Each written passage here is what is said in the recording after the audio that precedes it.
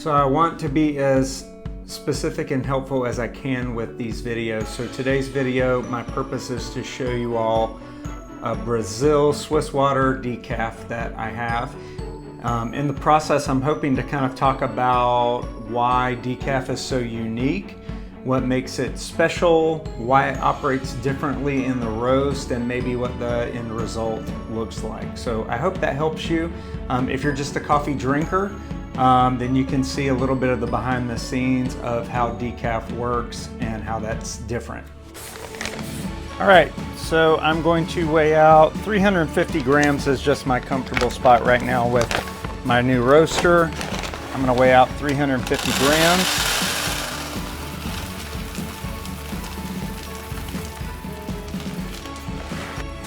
Turning on the gas on here. First you need flame, then you need gas. I will turn on my center 306 thermometer. Make sure that this says Fahrenheit and not Celsius. You don't want to have that mistake. And then I'm going to look in here and see if I've already pulled up a decaf. Let me see, Brazil Swiss water decaf. So I already have the settings for the last one. I'm just going to hit start on it because that was a pretty good roast. I'm going to start over. So one of the main takeaways with decaf is that it doesn't have a lot of chaff at the end of a roast. Normally, like especially with my El Salvador natural coffee, a natural coffee has all of the chaff that still has to be roasted off basically and burn away. With decaf, that process has already happened. It's a part of what makes it decaffeinated in the first place. So with this process, which is called Swiss water decaf, that's what they do. So with this method of decaf, it basically just means that it's a water decaf process. This one, the process, it's a Swiss water is what it's called, but that just means the process came from Switzerland. The water is actually from Canada. My goal will be to charge to about 350 degrees and then put the beans in somewhere between 325 and 350. Maybe I'll just do, you know what, I'm gonna try 330 for a change. Let's try that out. So here we go. 330. And I'm gonna come over here and just mark it as charged. This is one of the unique things about the decaf is that it just has less to look forward to in the roast, less things to watch out for. I'll show you later, but another thing that's really odd about decaf is the crack is different. The first crack doesn't happen in the same manner that it happens, if at all. So there's just not a discernible pop to the bean like there is with a natural or a wash process or something like that. Okay, so the next thing we're looking for is turning point, which just happened at 120. You can see right here. Over here you can see that the beans are light, very still much in the green phase. This is what they look like when you just put them in. Now the interesting part is that decaf will get darker much faster, and I'm not really sure why that is, honestly. It just gets darker quicker, and so I drop it even sooner. And I'm very reluctant to say that because I feel like I'm doing something wrong, but you know what? I've tasted the difference and it still tastes better to me, a little bit lighter.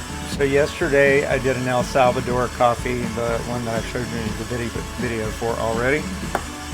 It would already have a ton of chaff in this chaff collector, but as you can see, there's none coming out there and there's barely any in my chaff collector. I have to watch the El Salvador and make sure it doesn't catch on fire. There's so much chaff in there.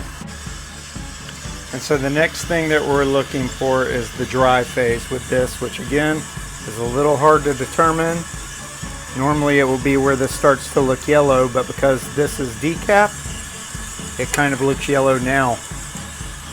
And it shouldn't be anywhere close to it. It's like 303. Normally the drying phase is around 320. And we're not there yet. So what I'll probably do is just call it dry at 320 anyway.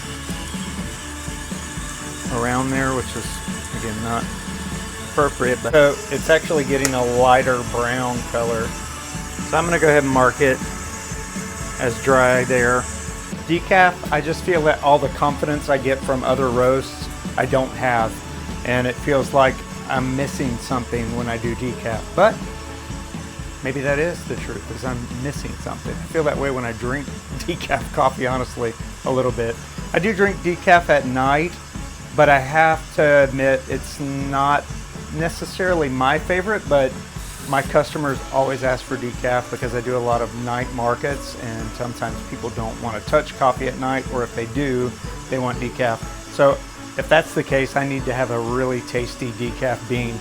Down here we're at 344.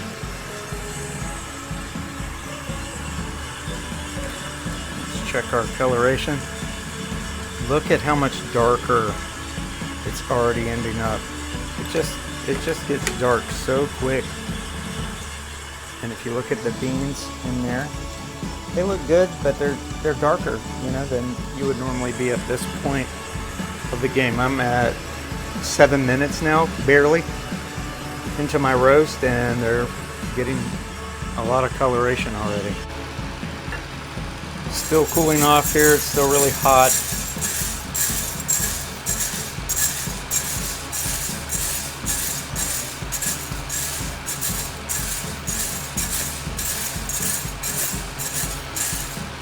This is our final product. Here's what the roast looked like at the end, so you can see where I dropped at, where first crack was marked at, and all that. It's all in here. The thing that I want to do before I'm done with this roast is go back in here and mark my bean loss. I already know it was 350, so let's see what it weighs out to. 319. So even though there's no chaff, hardly at all, and we didn't lose any beans, it lost, let's see what that ends up being. 350 to, we'll just say 320. Negative 8.6% bean loss.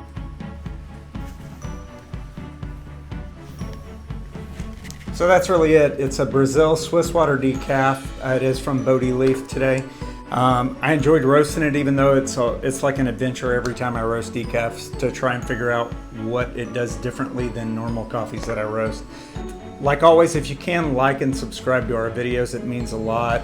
Help us build up this coffee community, and we'll see you real soon.